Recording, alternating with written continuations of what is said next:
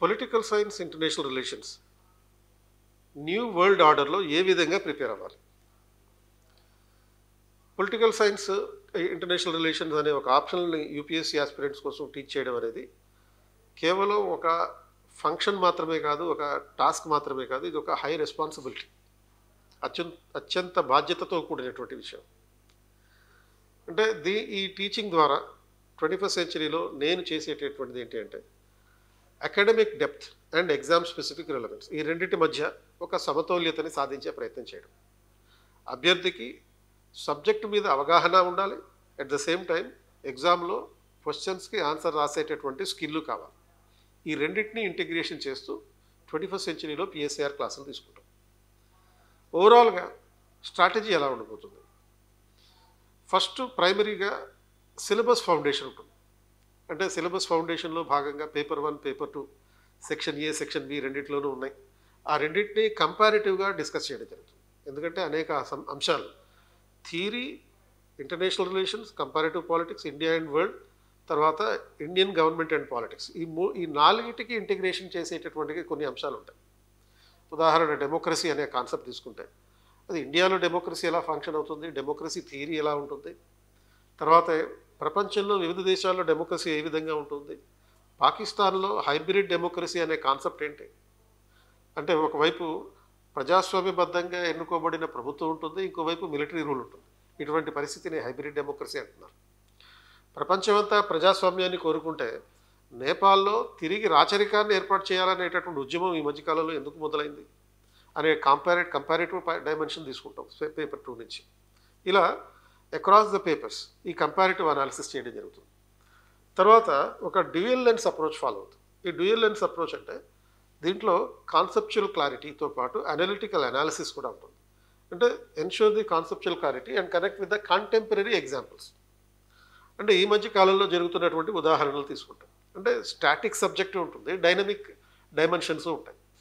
అంటే world order అనే concept తీసుకుంటే ఈ వరల్డ్ ఆర్డర్లో how Trump 2.0 resulted in world disorder అనే కాన్సెప్ట్ చెప్తాం. అలాగే ఈ వరల్డ్ డిజార్డర్ నేపథ్యంలో how India can lead the world and more particularly the south Asian countries, ఇలాంటి అంశాలని లింక్ చేయడం జరుగుతుంది.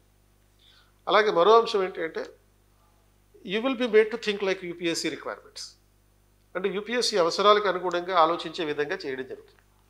కేవలం మేము టీచ్ చేయడమే కాకుండా ఆస్పిరెంట్ కూడా యూపీఎస్సీ అవసరానికి అనుగుణంగా ఆలోచించేటట్టు చేయడం. అంటే every class will target the answer writing, keywords and PYQ analysis. Focus will be on 20 marker depth and 10 mark crispers. అంటే నోట్స్ ఆధారంగా పీవైక్యూస్ ఉంటాయి, పీవైక్యూస్ ఆధారంగా నోట్స్ తయారు చేస్తాం. ఆ నోట్స్ని బేస్ చేసుకుని కీవర్డ్స్ని ఐడెంటిఫై చేయడం, వాటిని ఎలా గుర్తుపెట్టుకోవాలో చెప్పడం, ఆన్సర్లో వాటిని ఏ విధంగా రీప్రొడ్యూస్ చేయాలో చెప్పడం, దాన్ని మీతో ప్రాక్టీస్ చేయించడం. We begin with a strong conceptual foundation, starting with the basics like political theory, liberty, rights, justice, using the examples, analogies and simple definitions. And తర్వాత విజువల్ ఎయిడ్స్ ఉంటాయి. విజువల్ ఎయిడ్స్ అంటే ఇప్పుడు ఒక కాన్సెప్ట్ని చెప్పినప్పుడు ఆ కాన్సెప్ట్కి సంబంధించిన మైండ్ మ్యాప్స్ క్రియేట్ చేయడం జరిగింది. ఈ మైండ్ మ్యాప్స్ ద్వారా ఒక అంశాన్ని, ఒక విస్తృతమైనటువంటి అంశాన్ని సులభంగా గుర్తుపెట్టుకునేటట్టు మీకు ప్రాక్టీస్ చేయడం జరుగుతుంది. మీరే సొంతంగా మైండ్ మ్యాప్స్ తయారు చేసుకునే విధంగా తర్ఫీదు ఇవ్వడం జరుగుతుంది.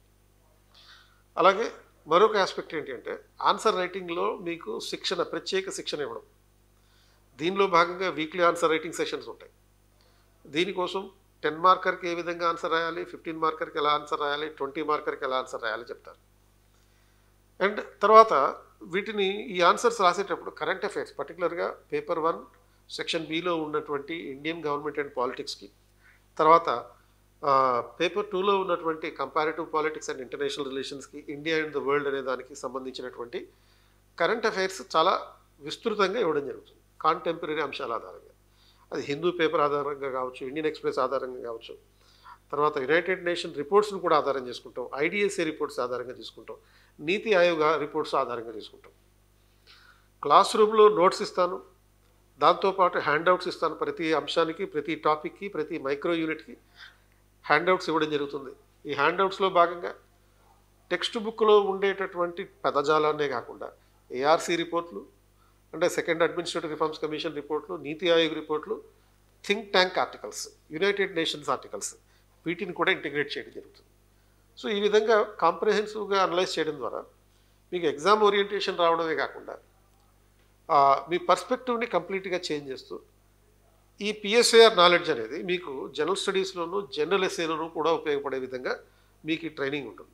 అంటే 500 మార్క్స్కి మీరు పిఎస్ఐఆర్ ప్రిపేర్ అయితే మీకు GS 1, 2, 3, 4తో పాటు జనరల్ ఎస్ఏలో కూడా గణనీయంగా ఆన్సర్స్ మెరుగుపరుచుకోగలుగుతారు, బెస్ట్ ఆన్సర్స్ ఇవ్వగలుగుతారు. తద్వారా పిఎస్ఐఆర్లో 350 మార్కులు సాధించడానికి అవకాశం ఉంటుంది. At the same time general స్టడీస్లో 1000 మార్కులకి కనీసం 500 మార్కులు తెచ్చుకునే అవకాశం ఉంటుంది. అండ్ అంటే ఈ పిఎస్ఐఆర్ నాలెడ్జ్ ద్వారా మీకు అదనంగా మిగతా మార్కులు వస్తాయి.